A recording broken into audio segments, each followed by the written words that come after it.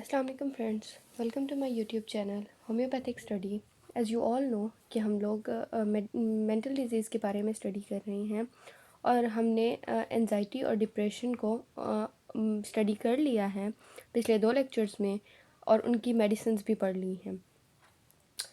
Next जो आज हम डिज़ीज़ पढ़ने वाले हैं वो है पार्किंसंस डिज़ीज़, जिसको राशा कहते हैं। इसका ताल्लुक दिमाग से होता है। इसमें ना ये होता है कि दिमाग की ख़ास हिस्से में डोपामीन की कमी हो जाती है, जिसकी वजह से दिमाग के मुख्तलिफ़ अज़ा की हरकत बहुत सुस्त हो जाती है। तो मरीज़ इरादी तौर पर भी अपने अज़ा पर कंट्रोल नहीं कर पाता। उसके ना हाथ पैर कांपने लगते हैं और उसमें कपकपाहट पैदा हो जाती है। और जो ये है ऐसी डिज़ीज़ मतलब ख़ास तौर पर 50 साल से ज़्यादा उम्र के लोगों पर पाई जाती है। लेकिन अगर ना यंगस्टर्स में भी ये सिम्टम्स हों तो उनको चेकअप कराना चाहिए, क्योंकि ये चीज़ कंपल्सरी नहीं है कि ये अप टू 50 इयर्स के लोगों पर ही होगी, ये दूसरों को भी हो सकती है। जैसे कि इस पिक्चर में दिखाया गया है कि ये पर्सन भी अप टू 50 इयर्स ओल्ड ही है और वो अपने हाथ को सपोर्ट कर रहा है। मतलब कि जो पार्किंसंस डिजीज़ जिनको होती है वो उनके हाथ पाँव बहुत ज़्यादा कपकपाहट उनमें होती है। इवन कि वो मतलब कोई भी चीज़ पकड़ नहीं सकते, इसलिए वो मतलब दूसरे हाथ से उसको सपोर्ट कर रहा है।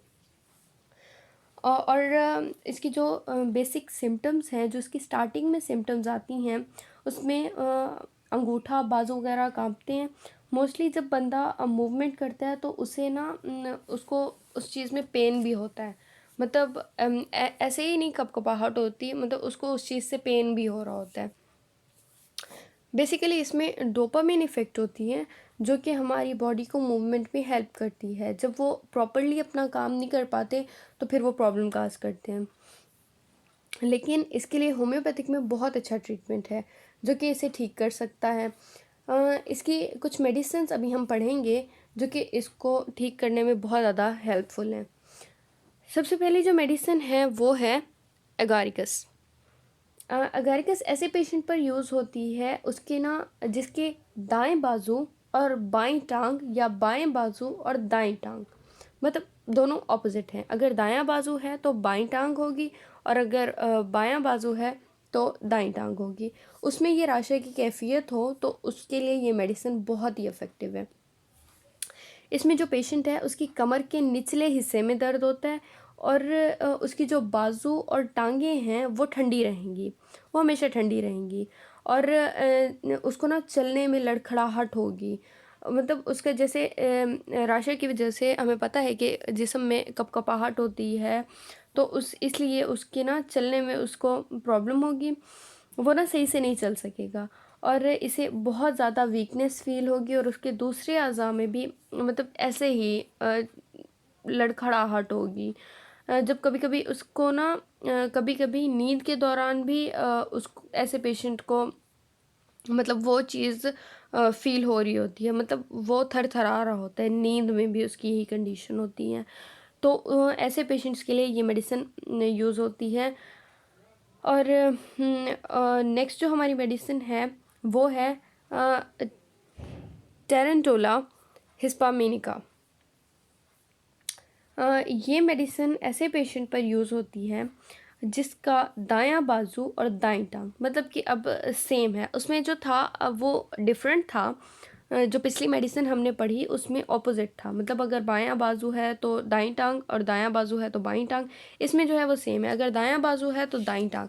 इनमें अगर थरथराहट हो, कपकपाहट हो तो उसके लिए ये मेडिसिन है। ये मतलब सेम साइड पर राशा की ये कंडीशन होती है इसमें, और ये दिन के वक्त भी रहती है और रात के वक्त भी रहती है। इसका ना कोई टाइम लिमिट नहीं होती। और इसके मतलब इसका जो पेशेंट है वो अपनी बीमारी की वजह से टेंशन में रहता है और बहुत ज़्यादा उदास और गमज़दा रहता है।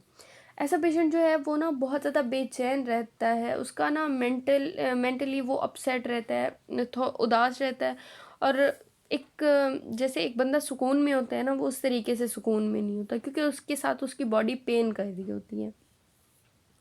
और ऐसे पेशेंट्स जिनमें ये सिम्टम्स हों तो उनके लिए मेडिसिन यूज़ होगी जो हमने अभी पढ़ी। Next is जिंकमेट।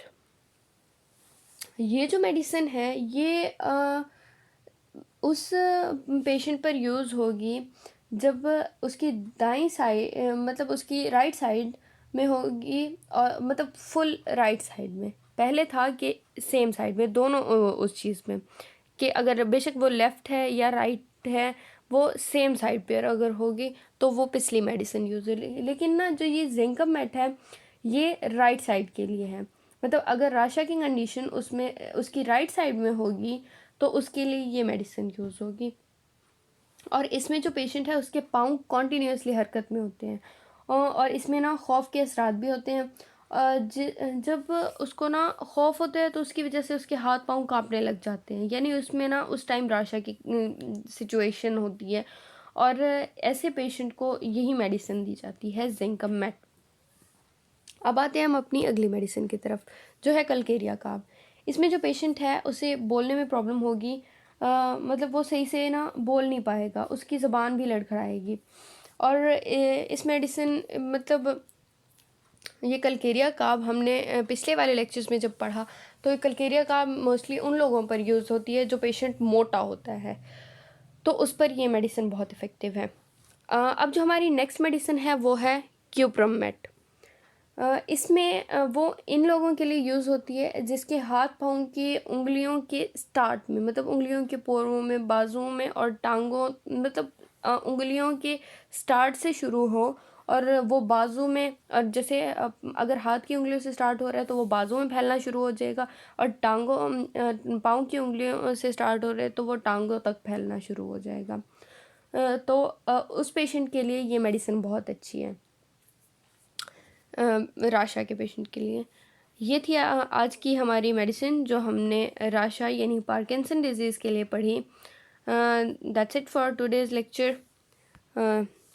Thank you for watching and subscribe my YouTube channel for new updates. Take care of yourself. अल्लाह हाफिज़।